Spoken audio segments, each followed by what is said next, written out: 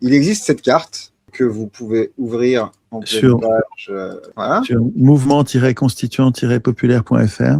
Donc, c'est une carte qui, à la base, compte des personnes. Par exemple, si je mets là-dessus, là, on voit les personnes qui sont un petit peu partout sur la planète. On voit qu'on en a à peu près 5000 sur la métropole. Et donc, ça permet de retrouver des personnes. Mais donc, il y a un menu sur la gauche qui permet notamment, nous permet de mettre les partenaires. Et donc, on voit qu'on a des partenaires un petit peu partout. Et si on zoome un peu là, on zoome sur Paris, on va dans le 13e. Oh, bah tiens, jardinier de la Constitution, c'est quoi ça? Et ça, c'est quoi ça? Oh, bah tiens, Café Nexus, salut Café Nexus. Cette carte ne vise qu'à être remplie. Hein. On peut aussi trouver des lieux de réunion, justement, on peut filtrer sur lieux de réunion. Donc voilà, là, c'est tous les liens des lieux de réunion qui sont possibles, que des gens ont marqués sur la carte. Ça peut être chez eux, mais ça peut être un café associatif, ça peut être, voilà. Et on peut y trouver donc les ateliers constituants. Si je prends les ateliers locaux et les ateliers en ligne, ils sont dans la mer, ils sont là. Parce que je ne savais pas où les mettre sur une carte, évidemment. Et donc, les ateliers locaux, on voit qu'il y en a un petit peu partout. On voit qu'il y a certaines zones qui sont beaucoup plus actives que d'autres. Ici, là, donc, en Gironde. Et maintenant, là, c'est en train d'exploser dans le sud. Donc, il se passe plein de trucs. Mais notre objectif, c'est qu'il y en ait partout, qu'il n'y ait pas de zone sans. Si j'affiche les départements, on voit là la fameuse diagonale du vide. Là, c'est pas parce qu'il n'y a pas grand monde qu'on ne peut pas organiser des ateliers. Donc, il va falloir organiser des ateliers un petit peu partout. Donc, voilà, vous avez cette carte qui est à disposition. Ce site-là, mouvement-constituant-populaire.fr. Et puis, comme d'hab, vous pouvez le trouver aussi en allant sur la page Agir sur le site de Choir, hein, choir.org. Vous allez sur la page Agir, vous trouverez le MCP.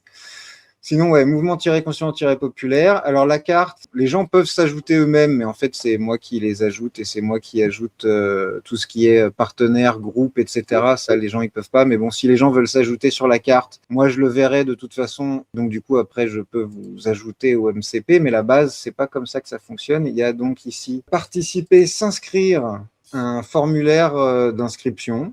Voilà, un formulaire tout bête. Où vous mettez pseudo, mail, région, code postal, téléphone.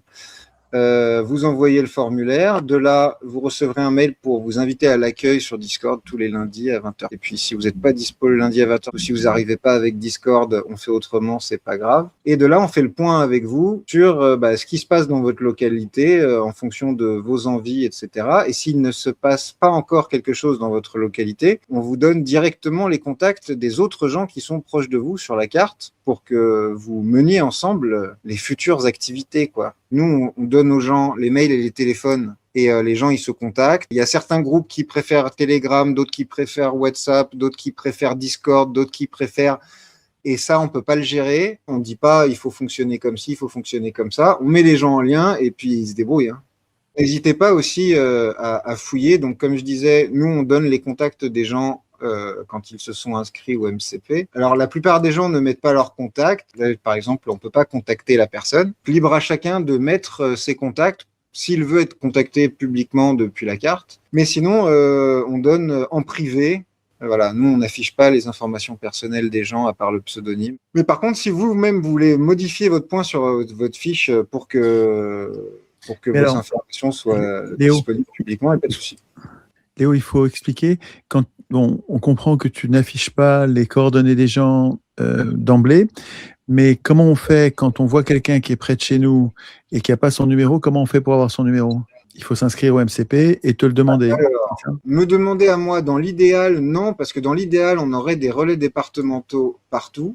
Donc, j'affiche les relais départementaux. Et donc, normalement, on a un relais départemental qui, lui, a un contact. Mais bon, dans l'absolu, pour l'instant, passer par moi, ça reste le plus simple. Ça va se passer simplement, hein, ici, sur le site, la petite enveloppe.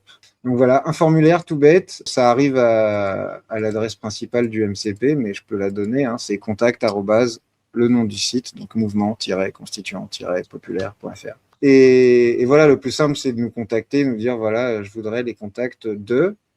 Mais à la base, ce n'est pas nécessaire, vu que ceux qui se sont inscrits par le formulaire d'inscription, et ben, ils reçoivent donc une invitation à venir sur Discord, un mail, un SMS s'ils ont mis leur téléphone, et puis ensuite on va faire le point avec eux et on va leur donner les contacts dont ils ont besoin. Quand il n'y a pas de relais local, je leur donne entre 30 et 50 km autour d'eux tout ce qu'ils veulent. Et puis s'il y a des gens qui naviguent entre plusieurs endroits, quand ils vont chez leurs parents, veulent accéder à un atelier constituant, etc., ils nous demandent, et puis voilà, on file toutes les infos à ceux qui en ont besoin.